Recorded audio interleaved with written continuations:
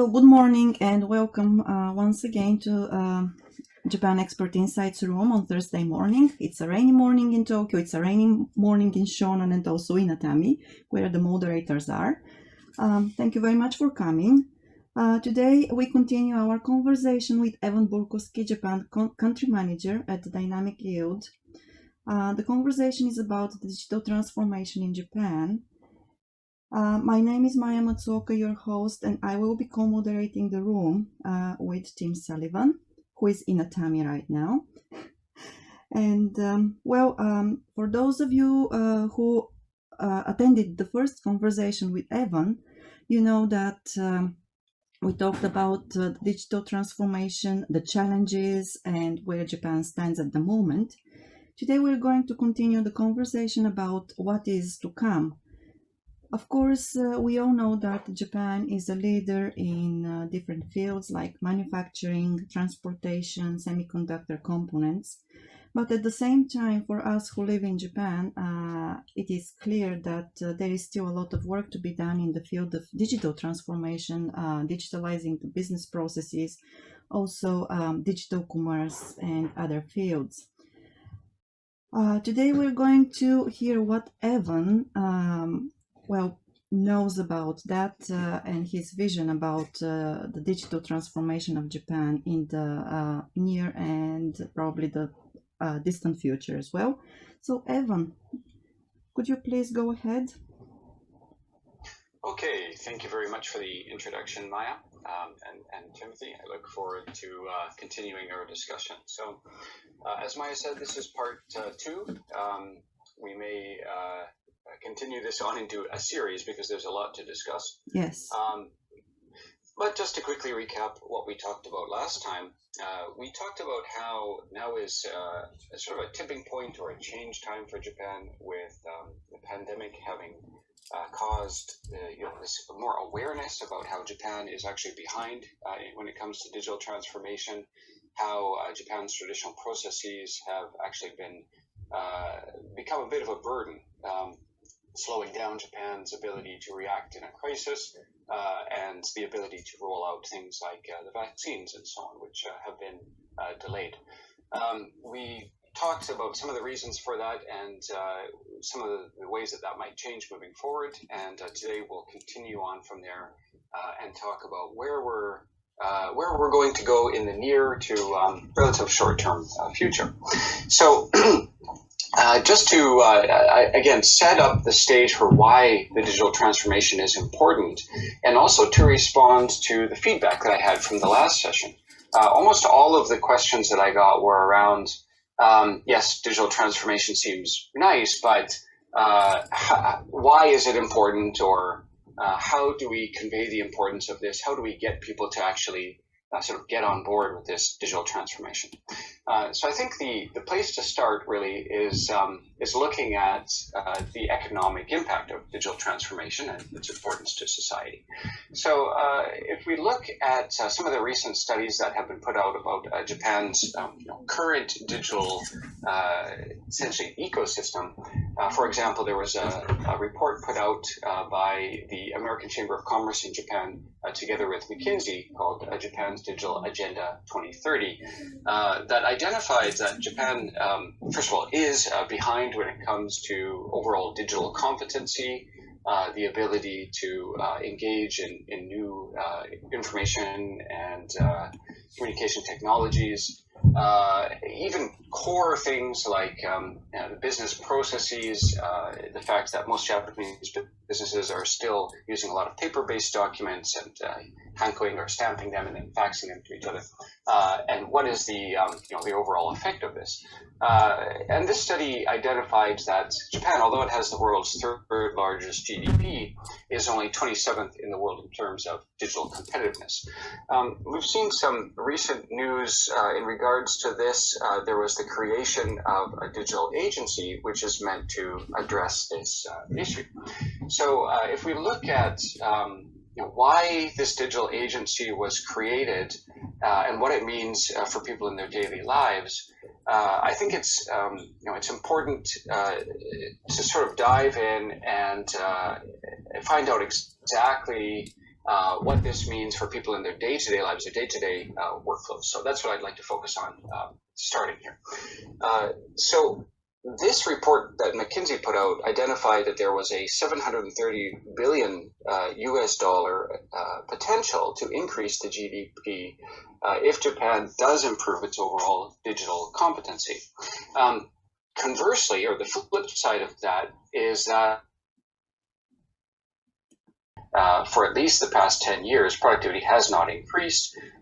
If we look, go back even to the 90s, Japan's per hour productivity rate was or the overall GDP calculation was something like 40,000, whereas at the time the US was very similar, about 48,000. The US is now at about 70,000. Singapore, in contrast, has considerably increased. Japan has remained stagnant. So if we look at what's causing the stagnation, it's not what Japan is traditionally good at, which is manufacturing, monozukuri. The manufacturing sector in Japan is actually quite good with digital transformation. There has been the application of robotics and automation and AI. So the gemba, or the factory floor, is very efficient. It's the services sector that's inefficient. And if we looked at why that may be, well, I believe that it's a function of free market economics. The services sector, generally speaking, does not have to compete on the world stage, whereas the manufacturing sector does. So Japan's automotive or electronics industry has traditionally faced severe international competition, and so it must be competitive. It must be efficient and productive. The services sector mostly serves a domestic market. There isn't as much competition. Users are very, very patient. This is a quote by the new digital agencies minister Hirai in an interview with Rakuten, but he said that essentially until the pandemic, the Japanese populace were comfortable, or they were numb to, the amount of handwritten forms that they had to fill out on a day-to-day basis, the complex paperwork required to do anything, even doing something like changing your address at city office can take up the entire day, where you go from different office to office getting all these papers together. So these processes, the general populace is just sort of numb to or comfortable with. But the pandemic shone a light on how other nations, although they may have been initially quite slow to respond to the need for vaccines, once they realized the importance, they were able to change very quickly, respond very quickly, whereas Japan has been, in contrast, very slow. It's been very slow in things like getting out subsidy payments to businesses affected by the pandemic. So there's now a rising awareness of this importance. Now, I'd like to look at why Japan has not considered the digital transformation to be very important until this time. And I have a hypothesis. This is my personal opinion, so please take it with a grain of salt. But I believe that this comes from some aspects of the culture. So Japan is often called a very risk-averse culture. I believe that that's a bit of a misnomer. I think that Japanese people and Japanese businesses in particular are able to take on a large amount of risk and overcome great challenges if they understand what the risk involved is. I believe a better way to think of Japanese culture is to think of it as being an uncertainty avoiding culture. Some cultures are willing to accept uncertainty, some look to avoid it. I mentioned this on another call with you, Maya, in another group last week, but Yes. there's a person named Geert Hofstede who has done some research into cultures. His book is called Cultures and Organizations, Software of the Mind. This research was done through the 60s and early 70s while he was at IBM working with multiple different teams across different regions, but that research continues on, and there is a foundation that continues his research. One of the things that he highlighted in that research was this uncertainty avoidance index. Japan scores very high on this index at 92, whereas most nations, America, for example, scores somewhere around the middle, around 48. And then some cultures, like Singapore, for example, are very low. So Japan is very high on this uncertainty avoidance index. And it's my theory that this comes from the simple geopolitical realities of the area. There are constant earthquakes and tsunami and typhoons and interruptions to daily life. And because of those constant unforeseen interruptions, it creates a culture where people would like to make a plan to avoid all of this uncertainty and have some way of coping with these kind of issues. And so Japan is very plan-based, very process-based, very detail-based. Now, where my theory comes in is that this reliance on processes which cannot be interrupted by natural disasters has led to Japan's love of paper-based processes, of storing documents, of the hanko or stamp-based system of approval, because that has worked for centuries. And if properly stored, these documents can survive natural disasters. However, if you take all of that information and you store it on a server, well, what happens if a tsunami comes and destroys the building where that server is? Or what happens if you lose the data? I think the feeling is that if the data is gone, it's gone forever. So there's a great deal of uncertainty around this shift to the digital world that I think is causing a cultural reluctance for adopting digital transformation. If we look at the Japanese government's attempts to implement digital transformation, there have been many attempts for almost 20 years now. Various laws have been enacted. The precursor for getting rid of hanko, digital acceptance of signatures, and these different regulatory changes have been happening for almost 20 years now. However, they haven't really taken hold, and I think that's not because the government hasn't been trying to engage in digital transformation. I think it's because of the populace's reluctance. So we need to get past this uncertainty, this sort of fear of the digital transformation. And I think that this is, in large part, an education issue. I think that the average person on the street, they hear about digital and they hear words like cloud, AI, IT, maybe they don't really know what these things are. So first of all, I think the reason we've reached this change point where so many factors are coming together to truly accelerate the digital transformation, I think a lot of this is a convergence of technologies. So the first one is what we call big data.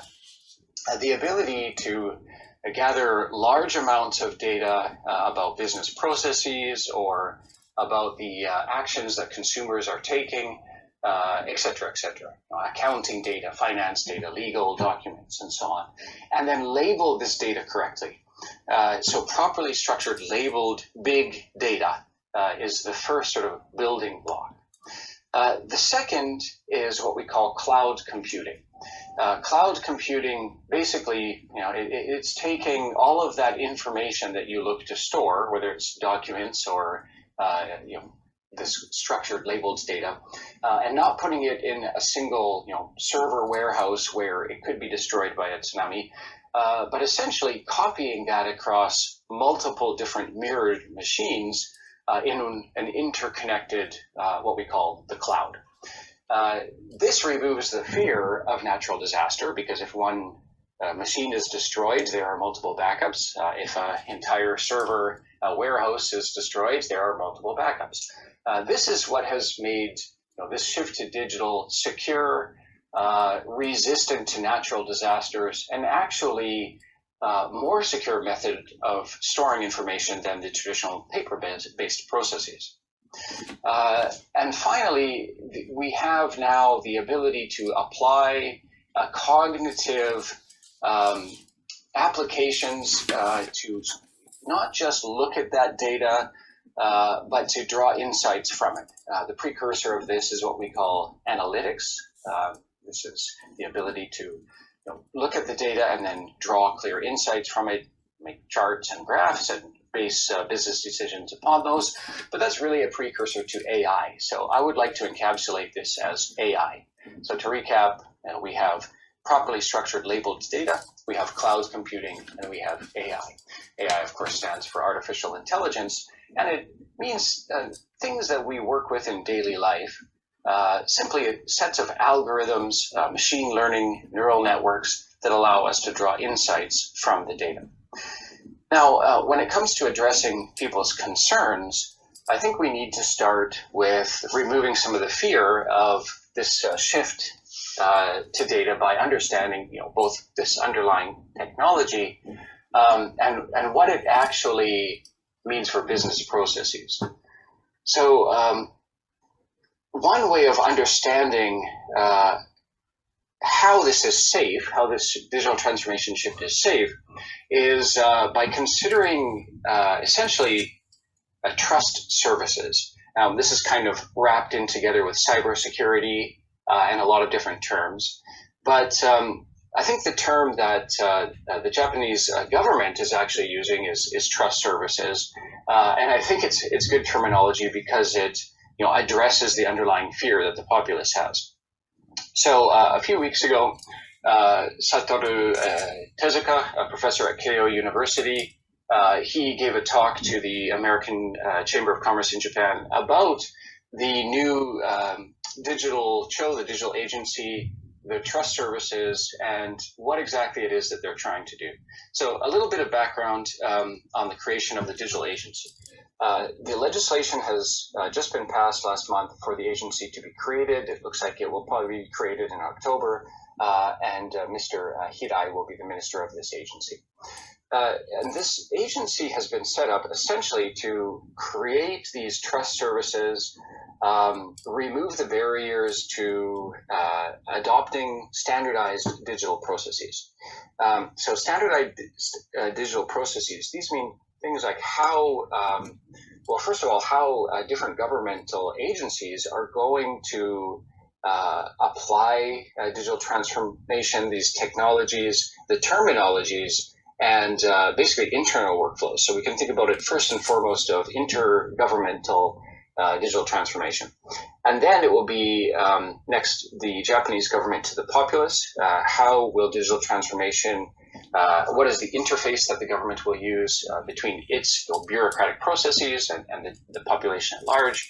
And then next is how Japan will interact with the rest of the world, other governments, when it comes to digital transformation document handling. So essentially, the pillars of these trust services are starting with an ability to manage documents. So this is going to be things like electronic signatures, the ability to replace the old hanko with your signature digitized. Some things that companies like Bango4.com, one of the darlings of the mothers market, startup market right now, are doing. They're addressing things like this. So these allow for document handling. The next will be timestamps. So this is the ability to track what's happened with the document as it's gone through its process. E-seals, basically the same thing as an electronic signature, but for corporations. Website certifications. So if you go to a website, it will help to verify its authenticity, so you're not concerned about phishing or having data stolen. And then the IoT, essentially ability, Internet of Things, ability for sensors to speak to each other and authenticate that this machine that I'm talking to right now is, this machine that one machine is talking to is the correct one. And then finally, e-delivery. So this will be the ability to authentically, communicate data and make sure that the data has integrity. So this is important in order for Japan to, again, operate correctly internally and then operate correctly with the populace at large. Now, when it comes to the bureaucratic interaction with the populace, the main pillar of this is going to be the My Number identification card. So the Japanese government has been trying for the past 6 years now, since 2015, to get the populace at large to adopt the My Number card. This is essentially a social identification number, a personal ID number, which will tie together your past interactions with the government, as well as allow you to register your bank account so that you could receive, for example, subsidy payouts from the government, or potentially tax return payouts and that sort of thing. It's been 6 years where the government has been trying to get people to adopt this, and it was at something like, I think, 15% adoption of the general populace before the pandemic, which I think sort of indicates how reluctant the overall populace is to adopt these digital transformation workflows. But that's being accelerated because now the ability to register for vaccines, the ability to get a vaccine passport potentially, and again, things like subsidies, these can all be tied to and facilitated by the creation of this My Number card. So we're going to see an acceleration in the adoption of that. And then finally, these trust services must get in line with other trust services created by other governments around the world. The first one that we're probably going to see is a syncing up with the EU's trust services, and then next probably will be the US's framework. So this is very important because it will allow Japan to be more competitive when it comes to the areas of international cybersecurity. For example, the ability to be a strong functioning member of the Quad nations, that's America, Australia, India, and Japan, who are currently dedicated to maintaining the rule of law in the Indo-Pacific. It's important for them to be able to share security documents, as well as to become, a member, for example, of the Five Eyes network that shares, excuse me, security information. So, with this proper digital framework in place, the ability to safely and securely handle all of these issues, Japan will become a little bit stronger when it comes to cybersecurity. Currently, Japan is a laggard in this area, so this is a concern when it comes to interactions with China, for example, where Japan does have some potential risk of cybersecurity attack from other nations. Recently, it was put forth that Japan needs to be vigilant against potential cybersecurity attack during the Olympics, for example, because cybersecurity is increasingly a form of international terrorism. So it's very important that Japan become more competent in these areas, and I hope that these converging factors, the economic importance of digital transformation, the security risks of not engaging in correct digital transformation, and the underlying methodologies and securities that will facilitate this, as well as the personal financial benefits of being a digitally competent person, will get past some of these uncertainties and allow Japan's general populace to be more accepting of the digital transformation, which will also help to accelerate. I think there's also the pandemic accelerator. People have been able to remote work for the first time, and studies are showing that many people would like to continue to remote work at least a day or two a week, to allow them to better engage in family issues and have a better quality of life, and not focus all of their life 12 hours a day at the office. So I think that we're going to see a huge shift when it comes to the importance of Japan's traditional structures. And if we look at the economic revitalization of Japan after the war, one of the greatest heroes of Japan's economic miracle was the salaryman. Of course, the dedicated, predominantly male worker who devoted his life to the company, worked long hours, didn't spend much time with his family, didn't have much time for personal pursuits, but was sort of this corporate samurai for the benefit of Japan Inc. I think it's very difficult for Japan to come to terms with this, but the reality is that that former national hero, the salaryman, and the sort of battleground that he worked in, the traditional office, has gone from being Japan's hero to actually being Japan's potentially one of its greatest enemies. I think this is very difficult for those former sort of heroic salaryman to deal with. But the reality is the digital transformation is accelerating work processes, and it's accelerating things at a level where it's not possible to keep up with the traditional office environment. Paper-based workflows, faxing documents, in-person meetings, the traditional foundations of the Japanese office are simply not viable when the speed of work increases at the level that it has.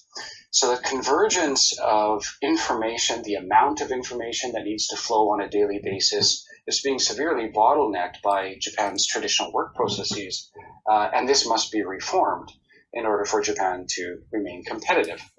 If we look at the current workforce in Japan, the median worker age is currently about 55 years old. And the areas where Japan needs to change the most, adopt digital transformation the most, and become the more competitive, the services sector, which is almost an indirect corollary with the small and medium enterprise sector, because there's most of the services business are relatively small businesses. These are relatively small companies that actually have a higher than average age. The average worker age is in their late 50s, trending towards their 60s. The average CEO age of a small and medium-sized enterprise in Japan is actually 74 years old. So a lot of these companies are, facing a really big, almost daunting challenge in that they need to retrain. They need to adopt digital document handling, which requires people to become familiar with the interfaces of the digital world. Now, this is not to say that people need to become engineers. And I hope to allay some people's concerns about digital transformation in this session by focusing on this point. We don't need people to become programmers in order to adopt digital technology. We don't need people to, the average office worker to become an AI engineer. We don't need people to necessarily understand code, but we do need people to understand the language of digital, which is essentially the HMI or human-machine interface. And this is quite simple. It's really just the way that you interact with information, the forms, the websites or the applications that allow you to access this digital world. I'll talk a little bit more about that in a moment, but I just wanted to touch on that point that digital transformation is not necessarily that heavy a burden. It's not necessarily that scary. It is achievable for the average person. So the next point that I'd like to talk about is a little bit about not just what these digital transformation services look like in terms of what's happening so far, the need for things in terms of document handling and that sort of thing. I'd like to shine a light on the future, where it is that we're going from now. So I mentioned earlier that one of the top companies right now in the Tokyo Mothers Market is a company called Bengo4.com. So Bengo comes from Bengoshi, or lawyer. So this company focuses on applying digital services or digital transformation to traditional document approval, contract handling, and removing the old Hanko systems in favor of digital document signage. This company is doing very well on the mother's market right now. It's one of the top 10 companies on the mother's market, and it's in good company. It's currently, if we look at the top 10 companies by market capitalization, at least as of a few months ago, number one is Mercari. This is a consumer-to-consumer marketplace that allows people via their mobile phone to easily take pictures of items, write descriptions, and then sell them on the platform. I personally recently used this platform to purchase a zoom lens for a Nikon camera, and I got it at an excellent price and excellent quality. Shipping and everything was person to person, but it was completely taken care of by this platform. It was very easy to use. Next is Free, with 3 E's. This is accounting software for small businesses, SaaS-based software, so cloud-based software. It's a subscription service, so rather than having to purchase boxed software and implement it on a legacy system, you simply purchase a seat or purchase a subscription to the service and use it on a monthly basis. And then we have Rakis and JMDC, AI Inside, Money Forward, JTower Base, and Sansan. I'll just skip over these quickly, but all of them have something to do with digital transformation, whether it's access to shared office space or an environment where you have a reasonably priced monthly office where it has excellent information technology services, internet connections, and so on, where you can go to do remote work, or Base, which is an e-commerce platform we talked about on our last session, Money Forward, which is again accounting software, or AI Inside. And I'd like to touch a little bit on AI Inside because I think it's a great story that's really indicative of what's going on in the digital transformation. So AI Inside is a company that was formed to focus on the upcoming AI revolution, and they started with an immediately applicable need. Japan has so many paper documents that require digitization that it's a huge burden simply to sort of scan all of these documents and rewrite them in a digital form. So what AI Inside does is apply OCR, or optical character recognition, AI-enabled scanning of documents that has a very high recognition rate for handwritten characters. As we all know, any of us who've done something like apply for a home loan or simply gone to the bank account to transfer money or something like that, you have to write a lot of forms in Japan. These have to be handwritten in correct kanji characters. And there's a lot of variance in the way people will write their kanji characters. My wife makes fun of me because my kanji always looks like a first grader's, and hers looks very elegant and beautiful, like calligraphy. But the ability to scan those characters, recognize what they're saying, and interpret that with a high rate of accuracy is what AI Inside is specializing in. So they're starting there. They're going to be moving into some other areas as well. They're essentially applying AI to all sorts of workflow processes, but they've been very, very successful. So the founder of this company has basically created a company worth over $500 million just on this simple application of AI to character recognition. If we look at some of the other companies like Bengo 4, again, they're applying AI to document handling and removing some of the bottlenecks, some of the burdens of dealing with large amounts of paperwork.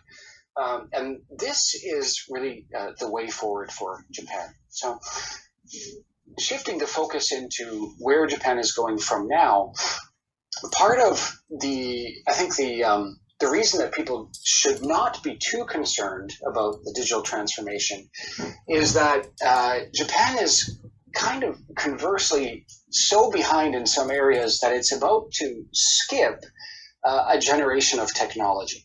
And by this I mean there are so many legacy systems implemented at Japanese enterprises that the traditional systems integrators like Fujitsu, NEC, or NTT Data have implemented that are not SaaS or cloud-based services that are holding Japanese companies back. That by the time they do adopt the new services, Japan will kind of be skipping from the very old methods of digital into the absolute latest and greatest, really, technologies. This is in some ways akin to what's going on in Africa right now, where there's no traditional wired internet or really computer-based workflows. Everybody has gone directly into mobile-based, unwired workflow. So we're going to see the same thing in Japan. It's not necessary to understand, again, you don't have to be an engineer. You don't know how to necessarily have to know how to code a website or to program the technology. Japan is able to jump right into these AI-enabled workflows, which are much easier to use and much more efficient. Let's look at some examples. So we talked about AI inside that does optical character recognition for document handling. People may not be aware of this, but I think everybody in this room today is using AI on a daily basis. If anybody here has a smartphone, and they've got a recent smartphone, within the last 5 years or so, and they've taken a picture with that, when they took that picture, they were using AI. The reason we can take very high quality, beautiful pictures on our smartphones is because AI algorithms are automatically focusing them and doing color correction and essentially doing the work of what traditionally would have required a huge heavy camera with multiple different lenses and still somebody working in Photoshop or something to touch them up. So the AI or the digital transformation is subtle in many areas now. It's this sort of underlying AI infrastructure that allows us to work much more efficiently in ways that we don't even know about in some cases. For example, the company that I represent, Dynamic Yield, applies AI to the online customer journey. So when a user goes to a website that has Dynamic Yield enabled, it's like walking into a shop where the shopkeeper knows your preferences and can make product recommendations and even change the look and feel and the experience of going to that shop based on what the shopkeeper knows you like. Another company that I advise is called Botify. It's an enterprise SEO platform that optimizes a company's search engine rankings and provides automated insight driven by AI, which removes the burden of traditional SEO or search engine optimization work for the website managers. So this is where I'm especially excited looking forward. We're going to see more and more AI applied to general workflow processes in Japan. The next area that I think is going to be hugely transformative and really lead to Japan's productivity is in decision making. So if we look at what holds Japan back, both in the adoption of information technology and in general business processes and even in crisis response, I believe it's what was traditionally Japan's strong point, which is a very egalitarian, consensus-based decision-making process. In the industrial age, where monozukuri or manufacturing was the focus, you had time to get everybody together in a room, ask all stakeholders their opinion, and get complete consensus, unified consensus on business decisions, hiring processes, even purchasing decisions and that sort of thing. In the information age, this has been greatly sped up. So it now becomes a burden and a detriment to a business's efficiency if you have the need for complete group consensus And of course, if you have a dissenter, you have to give voice to them, which holds up the entire process. So decision making, both at the governmental level and in the private sector, this is really one of the major things that's holding Japan up from being more productive right now. Decision making in most Japanese companies right now has to happen in person with face-to-face meetings in the office, and it has to happen formally with everybody signing off on the decision, whatever it might be, through a ringisho or a document that's passed around and everybody stamps off on. So the removal of this type of bottleneck for faster decision making is going to greatly speed up Japan's processes and make it more efficient and increase that per hour productivity rate. The way AI can help with this is by assisting with the decision-making process. If we look at how one makes a decision, they essentially gather all of the relevant information, apply their personal experience and judgment, and then get consensus in the group to reach a decision. Now, the problem there is that it's very reliant on having enough information, and then it's very susceptible to human bias. So if you have different managers who, through the course of their career, have had different experiences, and their personal judgment or sort of their instinct or gut feeling even leads them to different dissenting decisions, it's very difficult to reach a consensus. It slows the entire process down. So one thing that AI can do is get us, first of all, better quality data, and then help remove the personal bias so that it's a data-driven decision-making process. So, for example, one area that AI is being applied to general business processes is in the HR department, where if you're looking at a hiring decision, the AI can be applied to an entire submission of applicants' profiles, and it can look for the relevant keywords, the relevant information, and then distill that down into a simple data-driven process where you can decide who are the best candidates. Now, we're moving even beyond that now because it's generally available to have AI that can do things like scan a person's facial reactions during an interview, understands their underlying emotions, and determine based on that whether what somebody is saying is in line with what they're actually feeling, and apply this data to the decision-making process as well. Now, we have to be careful with these AI-enabled processes. What we're trying to do here is not replace man with machine.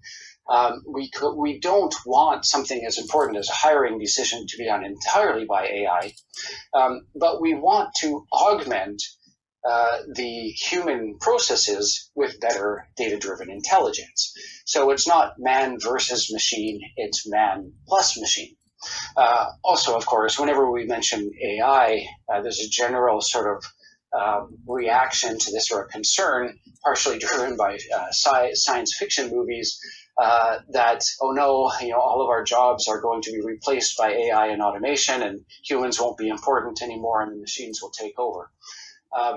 I personally don't believe that that's ever going to be a concern, but we're certainly not at a point where human thinking and human creativity could be replicated by a machine anytime in most of our lifetimes. If ever. But we do have this very useful tool. And this tool, this AI, is not going to be taking people's jobs. It's going to be making our jobs more efficient and more productive. It's simply a tool. So I think we need to be welcoming and sort of embracing to these new tools that can improve our processes. Now, when we talk about the services sector, one of the most representative sectors of our industries within the services sector is finance. There have been some very interesting examples recently of AI applied to the processing of applications for loans, for example, bank loans. IBM's Watson has been used to go through the processes go through all of their matrix of points that they look for when somebody applies for a home loan, for example. And instead of a case agent having to make that decision entirely themselves, the AI can automate some of that decision-making process and make it much more efficient. So that will greatly increase the productivity of the finances sector. Other areas where AI can be applied in general life are things like the retail sector, where cameras can be used to understand items on the shelves, their position on the shelves, and whether those are items are being stocked correctly.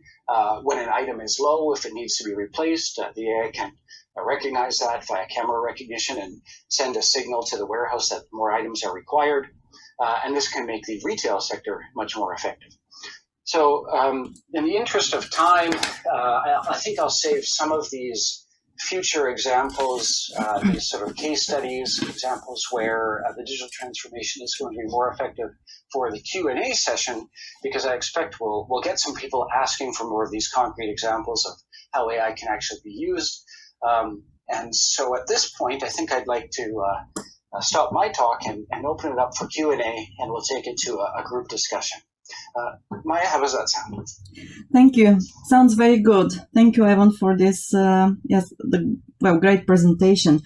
I personally think that based on what you said, these are all trends which will be here to stay in the future, the not so distant future, the near future. But what I see as a problem or as a challenge for Japan is actually, the training and education of the workforce, because, as you said, basically the median age of the workers in Japan at the moment is 55. And those people, not all of them, of course, but sizable part of them still need to get more familiar and to feel more comfortable with the digital interface of the business processes, I believe. So it's one of the challenges which I believe will take a bit of time, but it also opens a lot of opportunities for even for startups, who are willing to work in this direction, to educate, to train the workforce so that they feel the workforce actually becomes more willing to accept that digital interface which you mentioned, to accept the digitalization and the transformation as well. Yes. I think that's a great point, Maya, and I strongly agree. In fact, there have been some recent articles confirming that. One just a couple of weeks ago in UK Asia sort of was ringing the alarm bell, saying that Japan is falling behind as the international job retraining race is heating up. And so I think this is something that all developed nations around the world have realized during the pandemic, is that actually the digital transformation is both essential, and in some areas digital transformation has accelerated during the past 2 years, the equivalent of 10 years worth of natural growth. So there are nations that are pushing, according to this article, for better productivity. The Scandinavian nations, Norway and Denmark, seem to be leading, whereas Japan and South Korea seem to be kind of at the bottom of this index in terms of the ratio of workers who are participating in job retraining. So one thing that I hope that we can do through this talk and this session and the ensuing sessions is shine a light on the importance of this. So currently, the ratio of workers participating in retraining programs in Japan is only 35%, which is below the OECD average of 40%. And it is very important that Japan Inc. and also the Japanese government, both private and public sector, really invest in this massively important issue of retraining. And what we usually or traditionally have seen, certainly in the past few years, we've seen some government initiatives to help people to retrain. There is the Hello Work social insurance program for helping people to reskill and retrain. The problem is that the bureaucratic understanding of what's important has a mismatch quite often with industry's actual needs. So, for example, workers wishing to get retrained in IT have sometimes been recommended like construction-related training by the bureaucracy. So this is not the future. What is important is to focus on basic competency when it comes to the digital interfaces, as I said earlier. So I'd like to define that. What this means is really getting comfortable using the browser to access SaaS software programs. And that browser, it doesn't matter whether it's on a smartphone, a tablet, a laptop, or a desktop computer. You just have to be comfortable with navigating online software, logging into programs, uploading documents, and filling out forms in a browser-based interface, because that's where you interact with most SaaS software these days. The other area of competence is going to be in understanding just the terminology. What is AI and machine learning, and what is the cloud, and where am I putting my information when I upload it here, and how can I advise my manager on what sorts of AI or IT we should be investing in, what software is going to make an actual difference to our company. And then for those who would really like to become skilled IT professionals, there are multiple online courses that you can take for free, whether it's the Google suite of training that gets you certification in analytics or online advertising programs, to understanding how to utilize conversion optimization or A/B testing methodologies, to AI itself. Google now sells very simple cardboard box encased cameras and microphone and speakers in a cardboard box that are connected to their AI programs. So you can purchase this kit, it's like a do-it-yourself home kit, and then get a camera lens which is connected to their AI, a cloud-based AI, which you can then train to recognize whether an object is a dog or a cat, for example. And then over time, you can train that AI as sort of a self-learning home-based project to recognize, just theoretical example, if your dog or your cat comes into the kitchen, you could have the AI enable, a little door to open some food for them or something like that. Or you can use the voice recognition, again, speaker and microphone in a cardboard box, to train the AI to do your searches for you. So if you're searching for information on Google, currently we type in our queries and we'll search what is the population of Zimbabwe or something like that. Over time, you can train Google's do-it-yourself AI to understand your queries and answer those kind of questions for you, thereby learning everything that you would need to know to both create AI yourself and apply it in the workflow. So I think it's very important to highlight the importance of retraining and also to remove some of the burden of fear for people to get retrained in these digital processes. It is an interesting and exciting world, and I'll just touch on a fact that I've made a career in digital, and I am not classically trained in this. I do not have like a bachelor's in computer science. I am not a computer programmer. I am self-trained.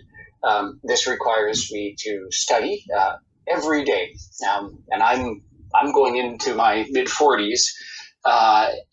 Again, not a classically trained engineer, but every day I try to purchase books or read articles that will increase my understanding of things like AI and machine learning, so that I'm positioned to be able to continue my career and my ability to advise people in this area. Sorry, that was a bit of a long answer, but I think it's just important that people understand retraining is both possible and desirable and relatively easy.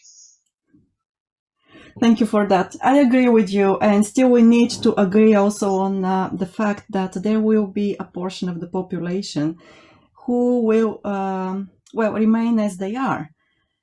But that's also okay because, well, people decide for themselves, and obviously, those who are willing to retrain and to change the field of their business will do that. So I would like to invite everybody who is in among the listeners to join us. If you have questions, if you want to make a comment based on your personal experience or something which you have read, please let us know. Join us and let's talk about it. Evan, I want to to ask you, how much time do you have? Because it's close to 9 o'clock now. So how long can you stay here in the room? I can stay until 9:30. Okay, thank you for that. So everybody, please be invited to join us and give us your point of view as well. Tim, do you have any questions or comments? Yeah, again, my personal, I guess it's a bias, is I'm always looking at the human side of things, and as Maya implied, there's resistance from a certain part of the population. You touched on some of the reasons for that resistance. To use your term and Gary Hofstad's term, uncertainty avoidance. And I'm wondering, what are some other barriers to that have to be kept in mind, and I mean it from a strategic standpoint, to be overcome, to open up minds to embrace this change. And I can just tell you, in my career in manufacturing, there was always a resistance to being dependent on a computer, dependent on any kind of automation. And even in some of the most progressive world-class Japanese companies that I worked with or for example, before they would implement automation, they wanted to make sure everybody knew how to do it manually. And because if the machine broke, you had to be able to throw people in to back it up. And I've seen examples of it. The computer goes down, the Americans didn't know what to do, and the Japanese would jump in and do it manually because they were trained. I beat my head against the wall trying to get Japanese colleagues to embrace it, these changes. And so from a human standpoint, strategically, do you have any thoughts on how to, other than, education is one, but there's also a psychological barrier that I think you have to overcome. And like Maya said, there's a certain portion of the population that just might never get there, so we have to accept that. But how do you win over the people in the middle on the fence? It's a great point, Tim. I think in your sector of manufacturing, the fact that Japan is today the most automated manufacturing sector on the planet speaks to the fact that it's just a matter of time.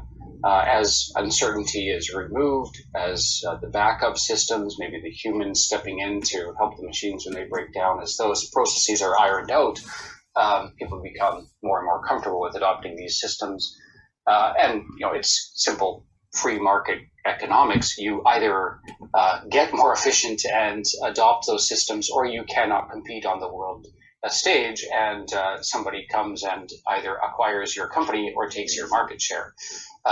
So the answer there in terms of business processes is it's pretty simple. It is sink or swim. I think in the domestic market, the services sector, which is, again, Japan's most unproductive sector, doesn't necessarily have the same problem with competition, and the market is much more patient. So there is more time to adopt these processes, but we're already seeing it happen. And it is an important point. When it comes to AI, for example, my former colleague and boss at an agency that I worked at recently published a great book on becoming, and it's only in Japanese, but the book was basically on how to become an AI proficient worker. And he focused the book on the fact that you can actually utilize AI in your daily workflow without having to code, but simply with a mouse, you can basically create AI for daily workflows, and that it's essentially as easy as using an Excel file.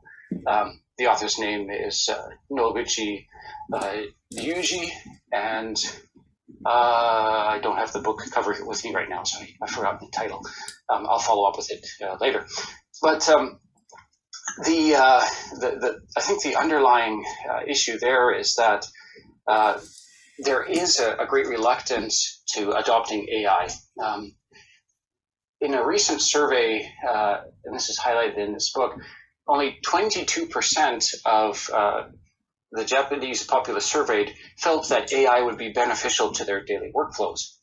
This is 40 percentage points lower than the OECD average of 62%, where people recognize that these AI processes are going to make work more efficient. It's going to give them time back. They'll have more time to spend with their family. It will improve overall quality of life. And that was before the pandemic. And the pandemic has been a massive accelerator. So now there's a general worldwide recognition of how important AI is to daily work processes.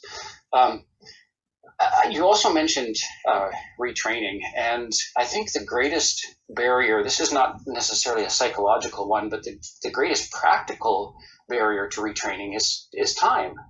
Most Japanese workers are already time starved.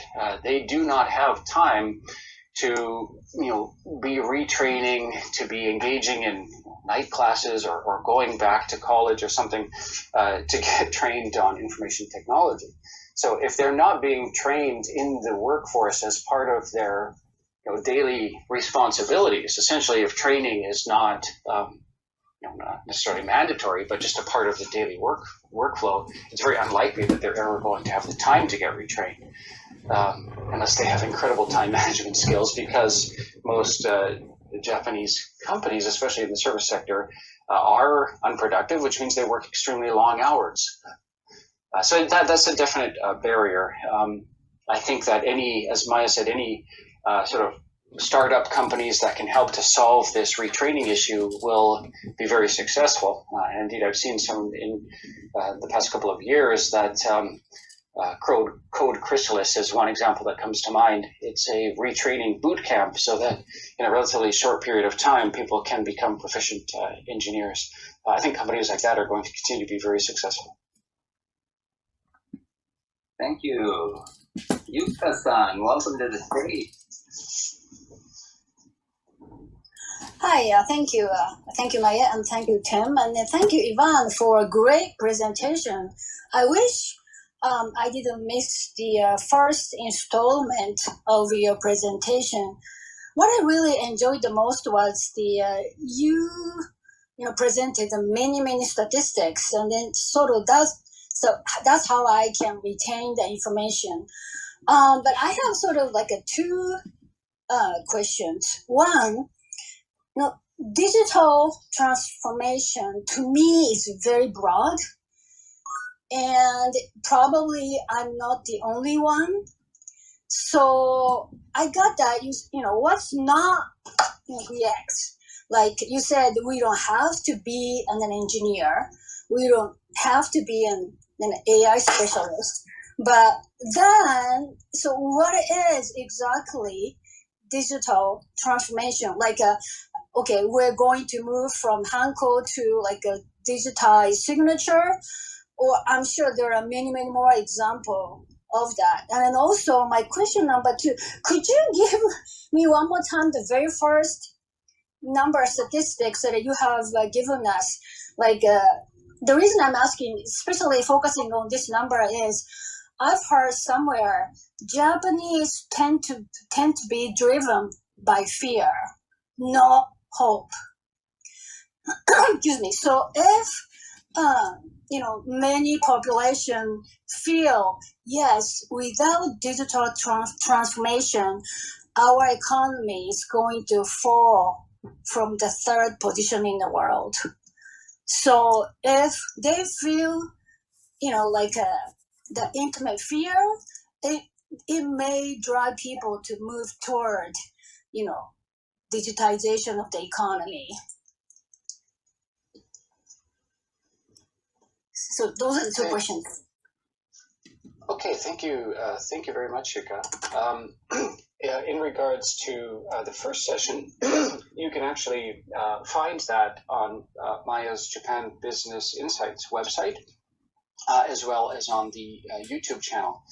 I recommend for the detailed statistics that you have a listen to that session, because that's where I dove into some of the stats about the GDP, productivity, Japan's overall ranking in terms of IT competitiveness and so on. But to quickly recap, Japan is currently 27th in the world in terms of digital competency. It is 57th in the world in terms of adoption of IT and digital transformation. And I think you were asking about the Hofstede Insights Index as well. So if you go to hofstede-insights.com, you can go to the country comparison tool, and I'm actually plugging this in because I had to close the window on my computer at the moment. So just a moment while I pull this up again. Yeah, so Japan scores a 92 on the Uncertainty Avoidance Index. In comparison, the United States scores a 46, and Singapore, which I always think is an interesting benchmark because it's a fellow Asian economy, scores an 8 on the Uncertainty Avoidance Index, which means that in contrast, Japan is very uncertainty avoiding. Singapore is much more willing to engage in uncertainty acceptance, and the U.S. is right about at the median. Now, it's important to keep in mind that this original database, this original study data set was done in the late 60s and early 1970s. And although I believe it's been updated since then, I don't know to what degree it's been updated, so take it with a grain of salt. But I would say from anecdotal experience of being to those three countries myself and working there, my personal anecdotal experience bears this out, that Japan is very uncertainty avoiding, Singapore is very accepting, and the United States seems to be somewhere in the middle. Oh, but I thought you referred to the stat by McKinsey? Oh, sure. Yes. So I was talking about the ACCJ's report that was done together with McKinsey. So those stats about Japan's digital competitiveness, about the possibility to increase the GDP by $730 billion US, that was taken from that report. That is a PDF that's available through the ACCJ website. And I'm not sure, maybe maybe you could make a link to that on your website or something for future reference. But Sure. I think if you search online for it, you can find it. Okay, well, thank you. Right, so you had a two-part question, and I've forgotten what the two parts were. Did I answer both of them? No, actually, you addressed the second one, and the first one is what is exactly, like, if you have to use one sentence, what is exactly the digital transformation? Oh, right. Thank you. It's an excellent question. I like to focus digital transformation on removing bottlenecks. So productivity improvement. So that means, on a day-to-day basis, stop and think, what am I spending my time on? Does it make sense for me to spend my human hours on this? Is there some application of technology that can make this more efficient? And it is broad because there are so many wonderful opportunities. If you have an entrepreneurial mindset, you see a chance to start a new business in Japan every day, multiple times. But there are so many applications of technology where we can simply remove repetitive tasks, things like document handling or decision-making processes, to make our daily workflows much more efficient. For me, that is the essence of digital transformation. So this is some of the examples that I spoke about earlier. It's also simple things like payment processing. If you go to the convenience store, a restaurant, to the train station, a simple daily sort of commute to and back from the office, and all of the interactions that you have in a single day, if you, as I usually do all of your payments via Suica or PayPay, you're probably going to save yourself 5 to 10 minutes throughout the day. So if you're getting back 10 minutes each day, do the math, multiply that out over the next 20 years, and think about how much time you're going to get back in your life just because you stop fumbling around in your wallet for cash. Okay, thank you. I think that's one of the great definitions that I've heard on DX. So thank you. Appreciate it. Thank you. Yes. Frank, I see that you're up on the stage. Hi. Can you hear me okay? Yes. Hi. Thanks a lot, Evan. Great presentation, and thanks to Maya and Tim for this great clubhouse that I enjoy very much. So my question is about we're talking about change, and you're talking about change in a country and a culture where it's very risk averse. It's also very self-contained, and in so many areas. The question is about the reason to change, the motivation to change, and everything. But one thing I've seen where change sometimes works best is when some of the big players, big high-profile players, step up and take the initiative and lead the way. I've worked a lot in the toy industry, for example, and all of these toy companies, obviously, they want to have more young kids in the country, so they're very supportive of their staff in supporting the family so that both father and mother can work and also have children. I've worked a lot on the marketing side of English language learning, and you've got companies like BUrkosky that really try and push the whole English language, the importance of English language and everything. And I've seen that works. So in your area of digital transformation, Evan, are there any Japanese companies or any other high profile players that you'd hold out as great examples of really what needs to happen, companies that are leading the way? Oh, certainly. Thank you, Frank, for the question. I think we can look to SoftBank and Masayoshi Son's investments through the Vision Fund. He's realized that AI investments are essential, and if you look at a lot of the recent fund's investments, they are all in some way related to AI. An example just last week was the first purchase of the first investment rather of the Vision Fund in a very early stage company called Infosys that will develop AI-enabled workflow processes. This company, in fact, doesn't even have a product yet, but it has a very strong, solid team with a vast background of experience. So SoftBank made an investment there.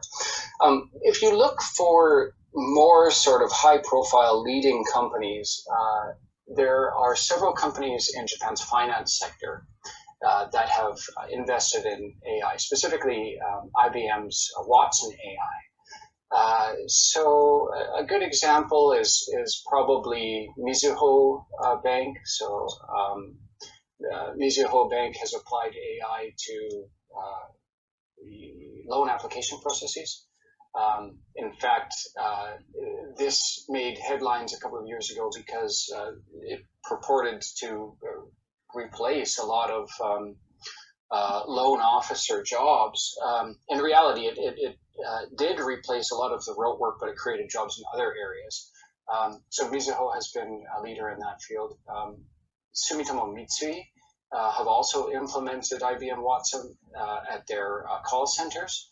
So this is for audio-based AI for internal inquiries, and actually the list goes on and on. I think within the next couple of years we'll be hard pressed to find a major Japanese corporation that hasn't implemented AI in some way. Although my focus is more on the startup world, helping these emerging technologies to either enter the Japanese market or help build teams in Japan that can develop this technology and take it to a global stage.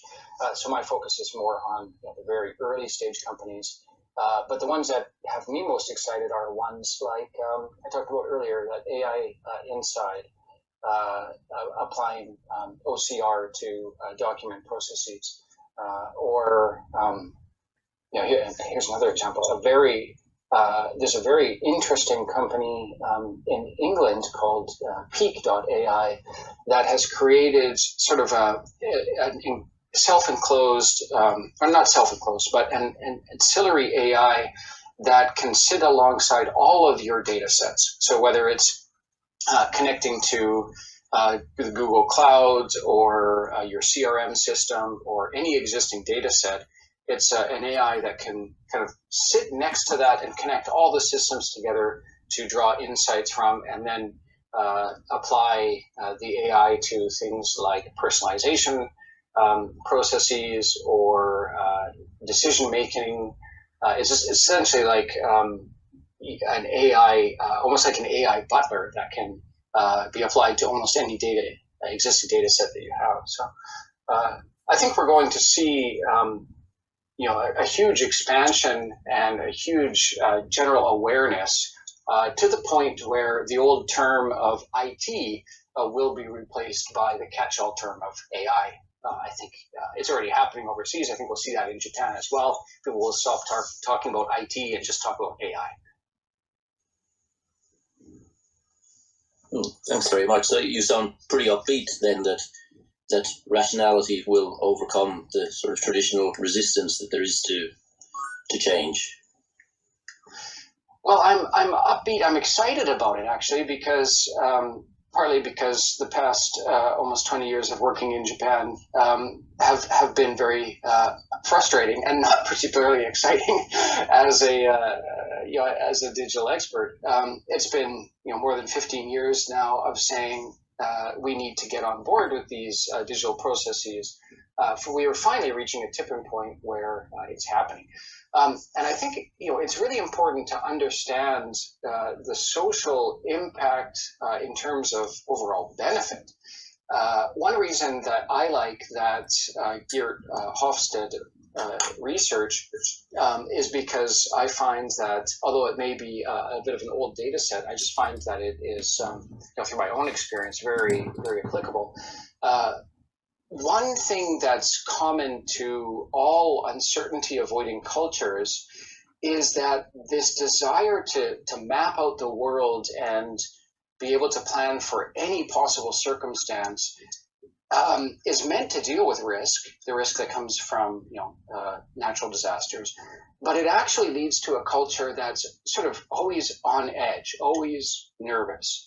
So uncertainty avoiding cultures have some common attributes and unfortunately some negative aspects. Very high levels of overall depression, very high levels of alcohol dependency, and even quite high levels of suicide rates. One of the positions that I hold is on the board of directors of the Tokyo English Lifeline, the suicide prevention hotline, where I'm trying to help with their digital transformation to bring those services to a wider audience. So mental health is something that I'm quite interested in and passionate about. If we can reduce the average person's feeling of uncertainty in their day-to-day work processes by removing some of these bottlenecks around the decision-making process through the application of AI, maybe we can make the overall quality of life better. Maybe we can make the time that people are having to spend at work, reduce that time, give them some time back for having a better quality of life. Maybe we can reduce some of that depression and anxiety that comes from living in a culture where work is just very, very difficult and takes up so much of the day. So yes, I'm excited about it. I'm optimistic about it. I think it is, a very bright future for Japan if this digital transformation can be undertaken smoothly and correctly. Thanks very much. Very interesting. Thank you, Evan. Thank you, Frank. Lara, good morning. Good evening. Good evening for you, yes. Hi, Evan. I just have to echo the others. That was such an incredible masterclass, 101 on intro to digital transformation. So thank you for that. That was really wonderful. So I guess I have to echo Frank that, yeah, I think that you're being really optimistic. So it's wonderful. I always think it's better to be optimistic. I guess I was shocked by how the average age you were mentioning. You said the average age of the corporate worker was 55, which is quite high, and 74 for service workers. That's a service worker owner, I guess, service business owner. 74. I mean, I just, so you have, and I guess the majority of them would be men, right? So you have older men, 55 and 74, and they have to adjust to this very rapidly changing digital transformation that will be continue to change and change every year and adapt. So yeah, I'm just kind of wondering, because Japan doesn't have that young population coming up, right? That could maybe, sometimes when you're in an environment where you're just a few, there's a lot of young people around and you're the few older ones, then the older ones feel more pressure to change, right? Because like, the young people are there to also guide and help them. But if they're in an environment where everyone else is kind of their age and there's not many young people, they're going to definitely need help to guide them and more pressure to change, I guess, because Japan is already so insular. So I guess I'm adjusting, not really a question, just, yeah, how does the age fit in there? And my second question is just a general one. I haven't been into your rooms that much, but I will try to do so in more in the future. Is how has Japan adjusted this past year from working at home? Like, you said the average salary worker was working, long hours in the office. A lot of it was FaceTime as well to prove their loyalty to the employer. So how has that adjustment been this past year? Has it been positive? Have they enjoyed being at home more? And for mine, maybe does this bode well if a hybrid will come forth in the future, hybrid home and work environment? Will there be more opportunities for women in this environment? Thank you. Well, I think that's an excellent set of questions, Sarah. Thank you. So I think, in terms of the first question, I'll just quantify some of those numbers a little bit more. The average age of workers in Japan across all sectors, if I remember correctly, I think is currently 46 years old as of this year's data. The average age across the services sector is 55. The average CEO, so that would be Daihyo Torisimariaku of the services sector, is 74. Yes, 74. And that includes all service sector businesses, so your local corner ramen shop and the village tatami maker, as well as larger fudosan or real estate companies and insurance companies and so on that represent the services sector. So it's a very broad range. But yes, it is definitely an aging workforce at a time when traditionally people would be almost ready to retire. So I'm currently coming up to my mid-40s. If I fast forward and put myself in the shoes of somebody who was 20 years down the road, would I want to be retraining at this time? My answer to that personally is probably no, if I didn't already have a culture of constantly retraining. I've made my entire career on daily study and retraining, so that's something that's never stopped for myself. In fact, I think it's the only reason I have a career at all, because I started out as a commercial fisherman, so my traditional industry was disrupted, and I've had to retrain my entire career. But I think for most people, it's very difficult to do that. So there does need to be a cultural shift or a psychological shift towards being interested in retraining. And I think that it certainly needs to be helped by either the younger generation or generally in professionals who can assist with this. Conversely, I see a lot of data that indicates Japan's workforce wants to continue to be active even past traditional retirement age. And this is the same for myself. I have no plans to retire. I'll stop working when I'm no longer physically able.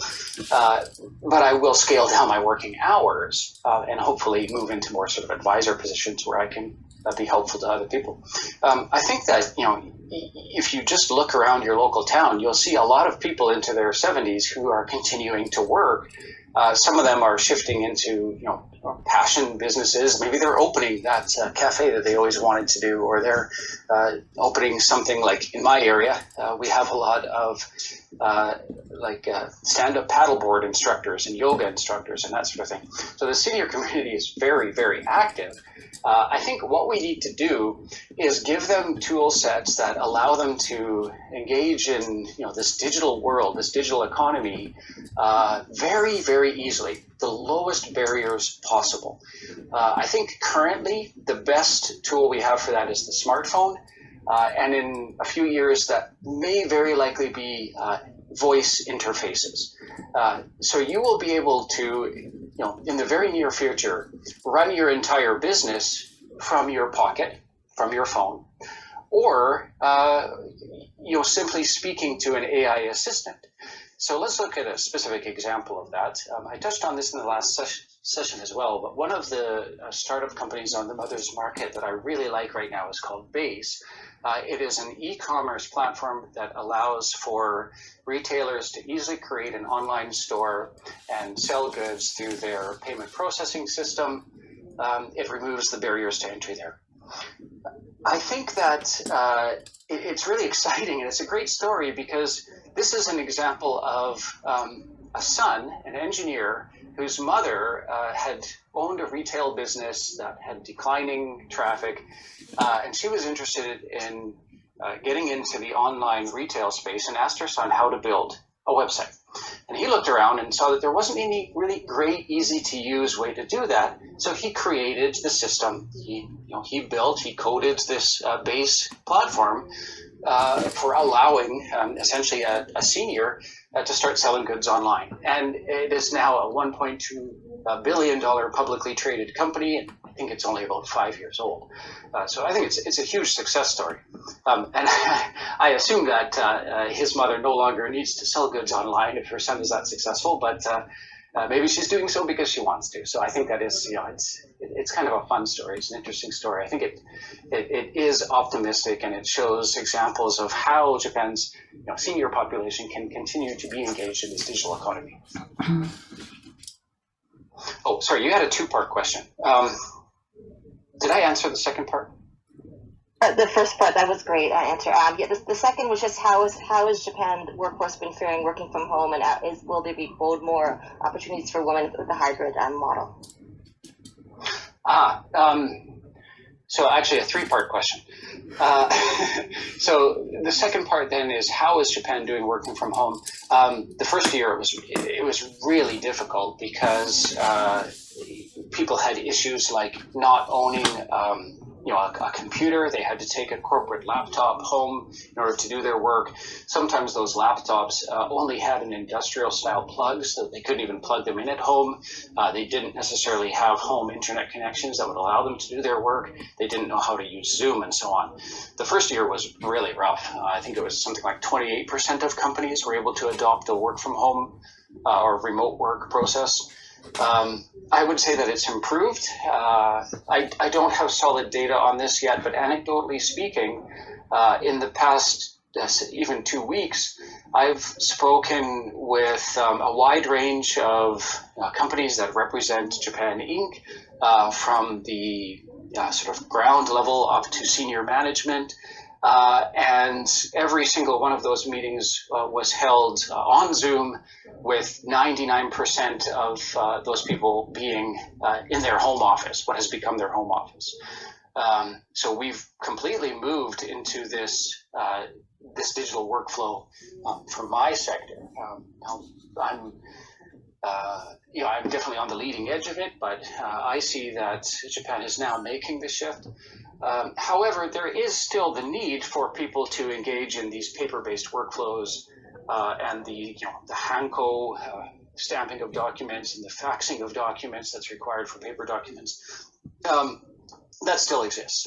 So the new digital agency that comes into existence in October will start to change that, but I don't think we'll see the actual on-the-ground, day-to-day effect of that change probably for the next 2 or even 3 years. It's a change that's coming, but of course, the old analogy of Japan being like a large cargo ship that takes a long time to change course holds true even in this example. I guess the good thing through all of that is that the traditional manufacturing sector, which is only 30% of the workforce, continues to contribute the majority of Japan's GDP, and it is solid and already as optimized as it probably can be in these sectors.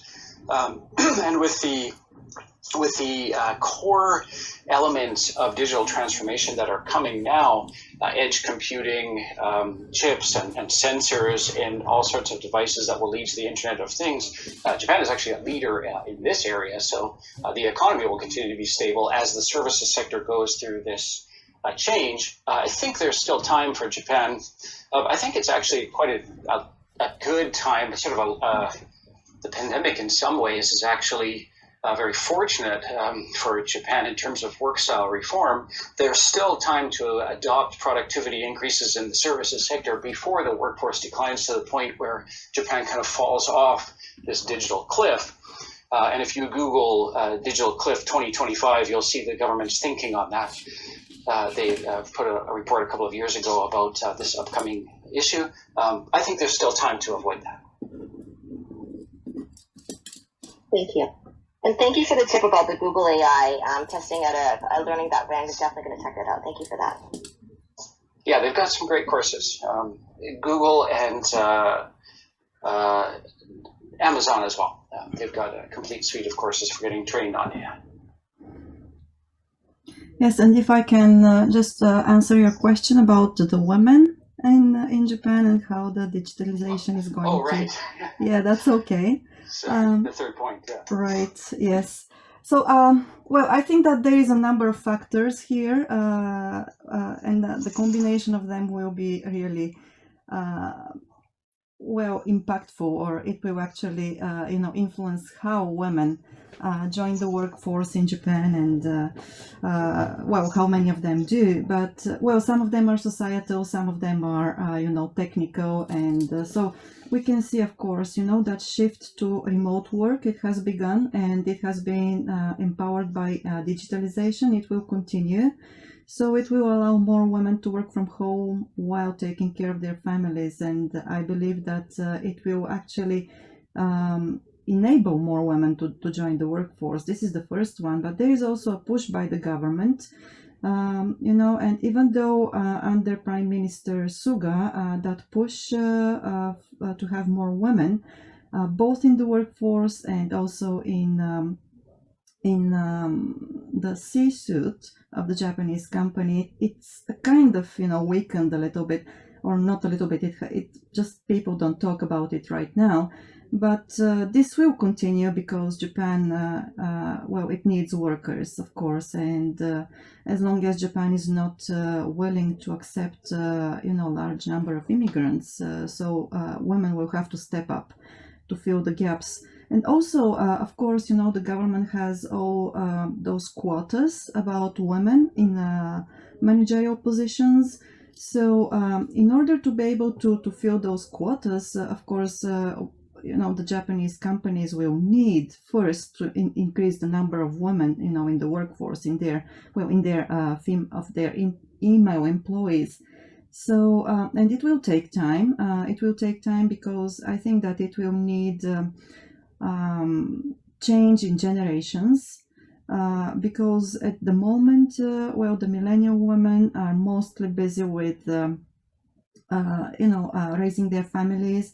So it will take some time for them before they are able to join the workforce again, especially for those who are, sangyo shufu, they are housewives. And of course, the next generation, the post-millennials, they have, obviously, at this point of time, it seems that they have different view to work. So, and family life, they value their private time and time with family and friends much more than the millennials, much more than the Generation X. So that will have a big, I think, big influence. Probably more women will join, but at the same time, they will join only on the condition that they can choose, how to work and where to work from. So we need to wait and see how that works out. And of course, at the moment, there is also this push by, I guess this is by the government, or it's not exactly a push. There is a suggestion that, Japan shifts to a 4-day work week, which is quite interesting. So we are still to see how this will play out too. But when I talked with some of my Japanese friends and colleagues here, they said, oh, well, it means that we'll have to take on a second job. And this is really interesting. So I wonder how many, I don't know, well, how this, will influence women in Japan as well, because women are basically more inclined to take on or to work in passion businesses. So to develop their hobbies into businesses, they are more inclined to do that than men. So yes, there are quite a few trends here which will have definitely an impact, on the number of women in the workforce and how they work. But at this point of time, I think that it's really difficult to say which direction, those trends will go into. And I'm sorry, I probably didn't answer your question, 100%, but it is really an exciting period of time, and observing the trends is another thing, a very exciting thing too. Yes, Evan. Yes, it's actually synonymous. What we've been talking about in terms of AI enabling increased productivity in the services sector is synonymous with sort of the status of women working in Japan, because they make up the vast majority of Japan's services sector. The overlap there is statistically significant. So when we're talking about women's involvement in the workforce, it is mostly made up by part-time jobs in the services sector. That's where the vast majority of women are employed. And that employment of women in the services sector has increased by Abenomics. However, with the per-hour productivity rate and the per-hour wage being so low in that sector, it's not attractive enough for that employment to make it economically feasible for women to increase their overall quality of life to the level where they would feel comfortable having children.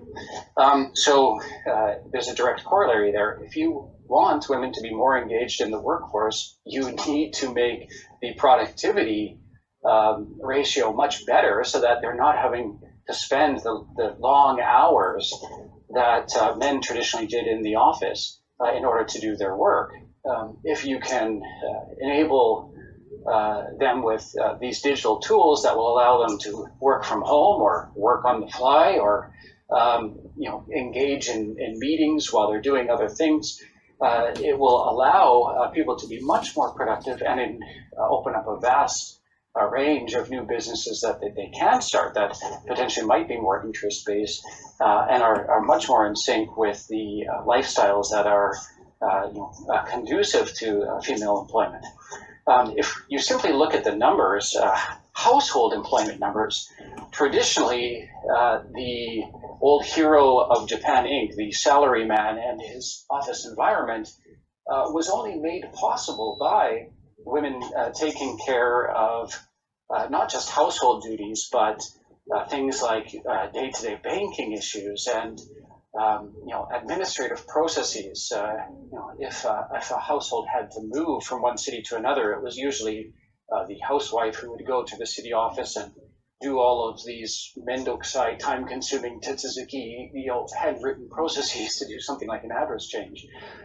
So by freeing up people from these bureaucratic processes and the burden of this paper-based workflow, it will allow many more women to be employed, gainfully employed at a much higher per-hour rate in the workforce. So that to me is extremely exciting. And it is interesting how the bureaucracy often can set an initiative but miss the mark a little bit, because Womenomics was a great initiative, but it simply doesn't work if you're beholden to an old office environment that is so time intensive and unproductive. This new digital transformation is the thing that will finally change that and make the whole concept of womenomics possible. Fantastic, thank you.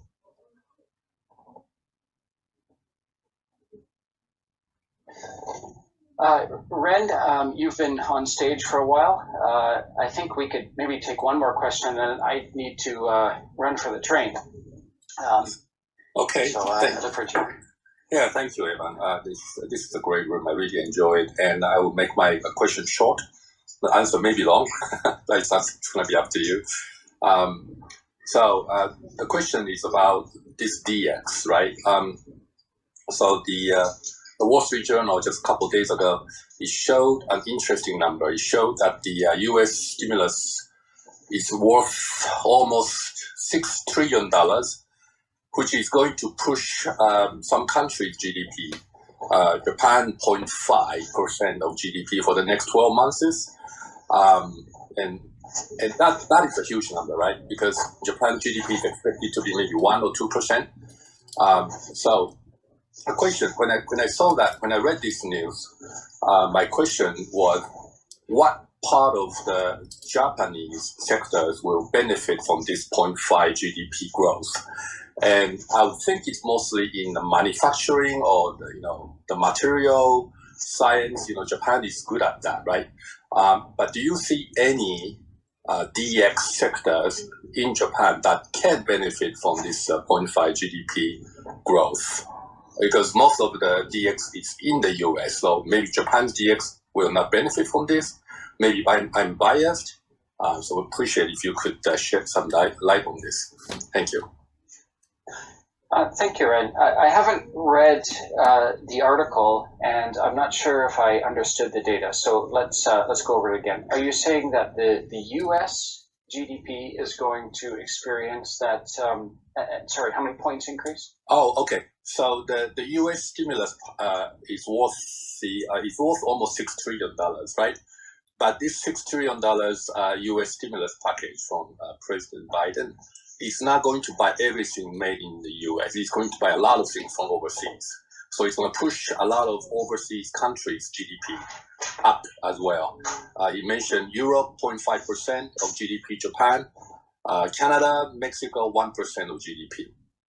So because America is going to buy a lot of things from overseas as well to these infrastructure projects in here and there, right? So I was wondering, what 0.5% GDP of Japan push up will go to which sectors in Japan? Is it going to be DX? I doubt it, but maybe I'm wrong. Maybe you can tell me I'm wrong, right?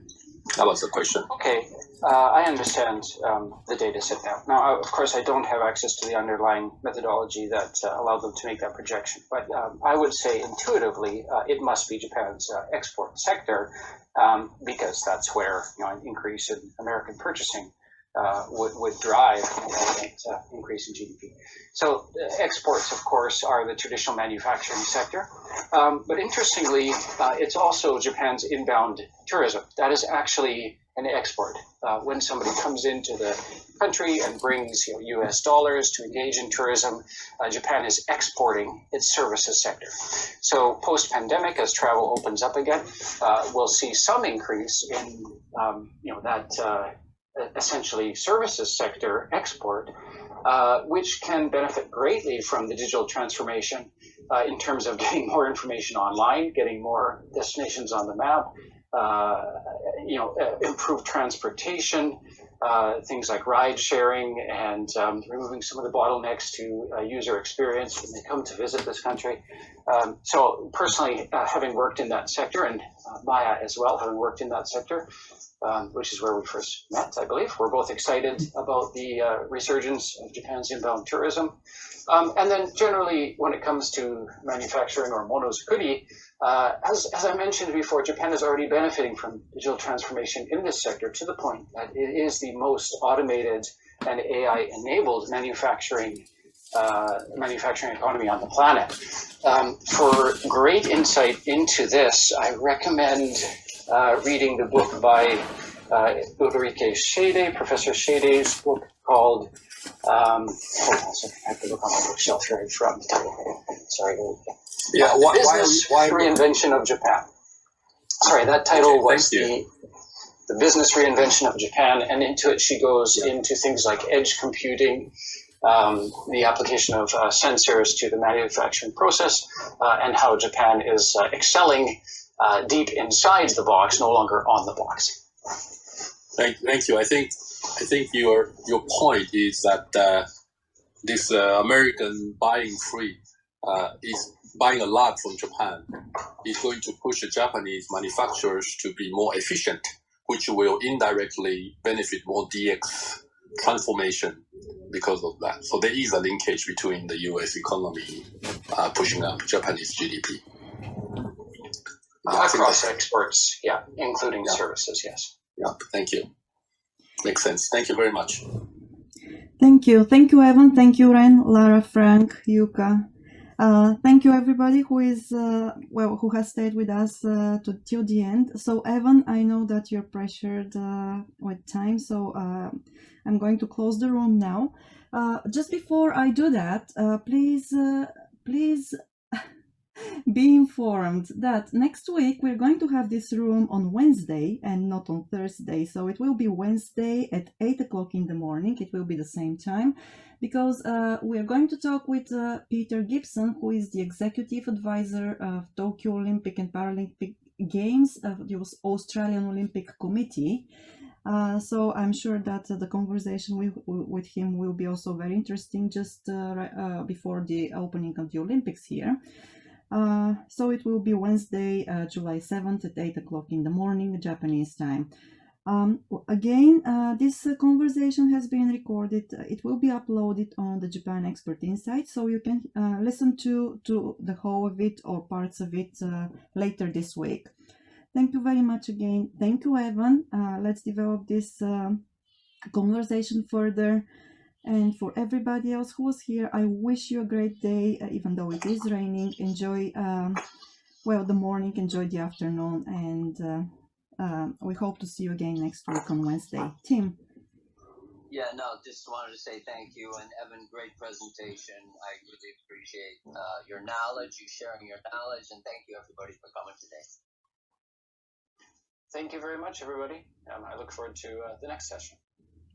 Thank you. See you.